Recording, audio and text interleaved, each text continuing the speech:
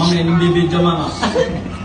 Nasa silid na madilim, may basag na salamin, may bumubulong na boses sa akin, sabi paslangin ko na daw ang aking sarili pagka di naman ako kailangan. Sabi niya sa mundong to, ganap ko lamang ay basahan, di ba tumulo ang mga lungwa galing sa aking mata.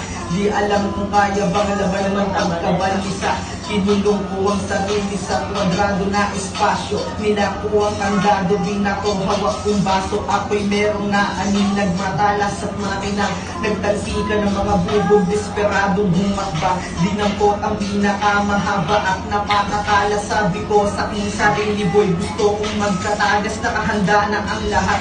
Ngunit bigla pumulog, nakita ko ang Biblia na ilawan dun sa tuktok.